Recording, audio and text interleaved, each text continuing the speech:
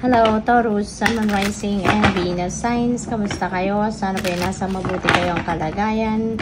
Welcome back po sa Star Tarot. At kung bago kayo rito, welcome din po kayo. Please subscribe, like, share my videos, and leave me a comment po kung nakaresonate kayo. Thank you. So, first message po ninyo, abundance, napakaganda. Lucky times are ahead of you, along with good news, success, and prosperity. Ayan. So, ang swerte ninyo, meron kayong swerte sa pera, swerte kayo sa ibang bagay. No? There is abundance. Could be abundance of money, abundance of love, abundance of energy. This could be anything. Aside from that, no, talagang prosperity also is coming your way. Meron kayong success, may mga pagtatagumpayan kayong endeavor, may mga pagtatagumpayan kayo. Maaari financial success and material success ito, no. At meron kayong mga magagandang balita, no, na makakamit or matatanggap. Ang swerte, no. In other words, maswerte talaga kayo. Kasi parang siguro baka yung mga ine-expect din ninyo, no, na mga blessings, ine-expect ninyo na mga approval, mga pagpapasa ninyo sa mga examinations. So siguro ito na yon, no, ang swerte na darating sa inyo. We have Sun. Open your heart to the enormous growth ahead. Ayan. So, tuloy-tuloy, no? You're gaining momentum pagdating dito sa inyong swerte. Tuloy-tuloy ang pag-asenso. Tuloy-tuloy ang growth ninyo. Tuloy-tuloy ang pag-expand ninyo. Kaya, sobrang parang buhos, no? Yung swerteng dadating. We have plane, may travel, no? A journey is indicated either physically or metaphorically. Your life will become more full. Kasi nga, diba, ang dami mo din blessing na dadating. So, pwede, no, na isa yan sa mga blessing ninyo, yung pagta-travel ninyong ito. Baka yung travel ninyo ito, pasyal, diba? Pwedeng ito yung, baka ito yung travel na talagang matagal na ninyong minimithi. Baka ito yung travel na matagal na ninyong, minamanifest. So, baka ito na yun.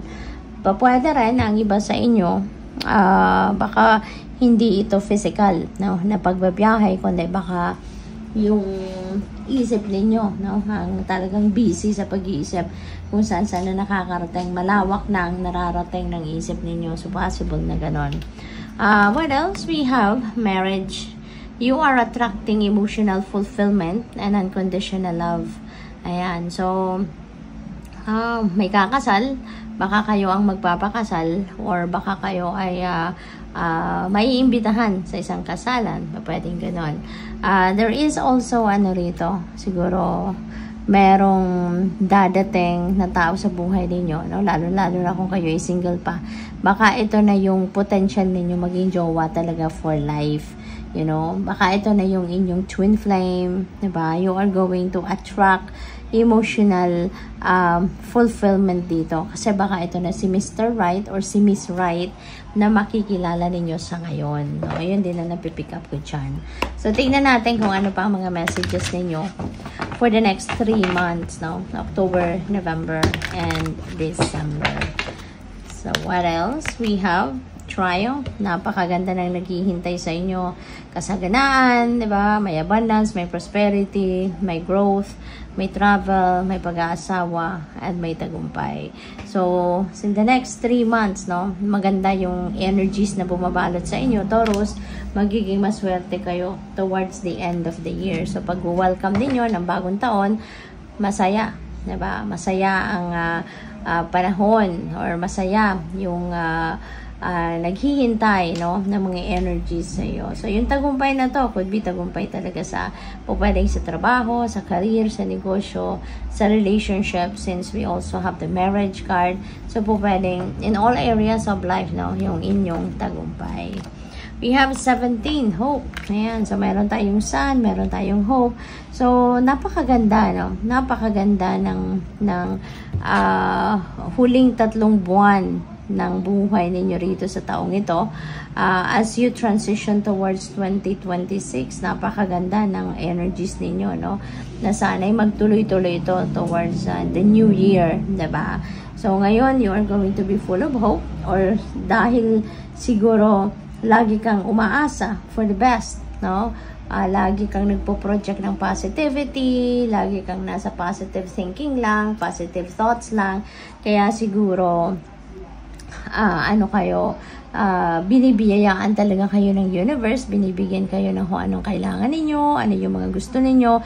It's because, kumbaga, you are in alignment, no, with your destiny, or siguro parang naka-align kayo with the divine, no. Kaya siguro masunurin din kayo, no, sa inyong intuition, yung ganon. Kasi when we are surrendering, no, to God, when we are surrendering to the natural ebb and flow of life, ibig sabihin nito na pinapaubaya mo ng lahat, nandiyan na yan yung nagtitiwala ka sa universe, diba? Umaasa ka for whatever is best for you. Kaya yun talaga, no, ang binibigay sa'yo.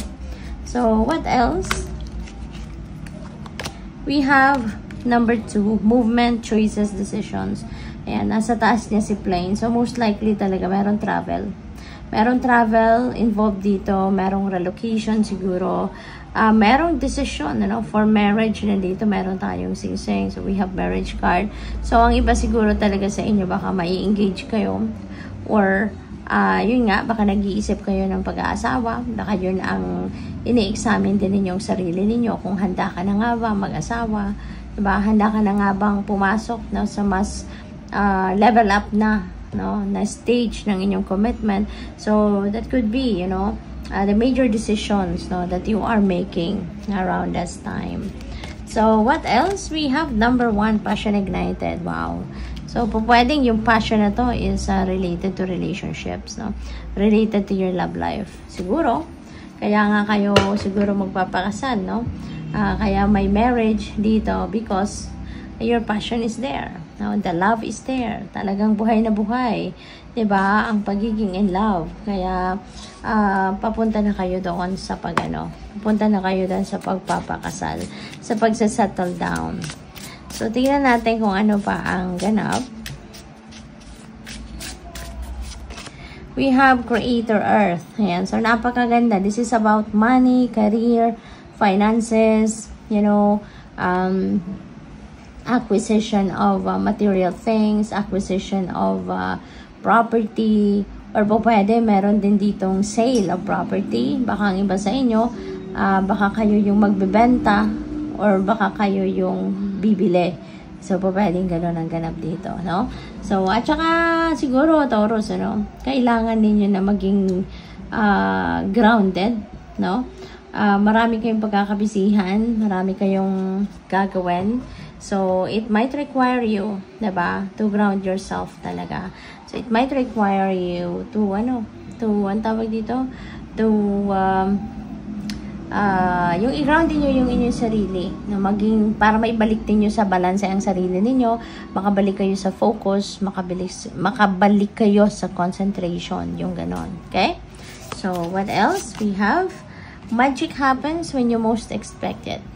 Okay? Kasi, lalo-lalo na if you are surrendering talaga, diba? Umaasa ka, no? Na yung universe is going to provide you whatever it is that you need, diba? Kasi kapag nagdadasal din tayo, diba? We are hoping, no? Na yung mga dasal natin ay ibibigay sa atin. Umaasa tayo na kung ano yung hinihingi natin ay ibibigay sa atin. Kasi nga, di ba, merong kasabihan na ask and you shall receive. May promise ang universe sa atin, no? Na kung anong hingi natin, ibibigay sa atin, di ba? Pero, depende yun eh. Depende sa ating energy, depende sa ginagawa natin, di ba? Hindi lang sa tayo humihingi at nang humihingi, di ba? Nagdidepende rin yun, no? Sa kung anong hinihingi natin. Ikakabuti ba natin? Diba? Ikakasama ba ng ibang tao? Pero ikakabuti natin? No? Marami din, no? Ang tinitignan ng universe. Hindi lang yung basta-bastang ibibigay sa atin kung anong hinihingi natin. Diba? Kaya nga, ito, in this case, sabi dito, magic happens when you most expect it. Kasi, kung kunyari, ano kayo, yung hinihingi ninyo is really going to be very beneficial for you and for other people, no? Sigurado, i-consider ng universe yan. we have welcome the divine masculine. Okay? Kasi siguro sa ngayon, Taurus, it's about time na you take charge, no? You take charge. Pwede na kayo yung inaasahan din ng mga tao sa paligid ninyo. Maybe people are looking up to you. Maybe people around you are depending on you. No? So, siguro ito yung parang tinuturing nilang leader nila. Maaaring ikaw yung sandalan nila. Ikaw yung inaasahan nila. Diba? So, pwedeng ganun. Kaya, you are going to embody that energy as well of the divine masculine. We have prosperity, sisters, or happiness and joy. Ayan. So, di ba, meron kayong abundance and prosperity. So, talagang nagsimula tayo sa abundance and prosperity. Mag-i-end tayo ng reading sa prosperity talaga, no? So, most likely, Taurus, ano, merong mga prosperity and abundance. Maraming financial blessings, no? Ang paparating sa inyo towards the end of the year. Kaya, mahalaga na i-align ninyo ang inyong energies with this energy para nang sa gayon wala nang maging sagabal, no? Para mangyari ito at talagang mahatak ninyo ang mga energy na ito towards you. Okay? So, good luck po. Thank you for watching. Love and light. Namaste.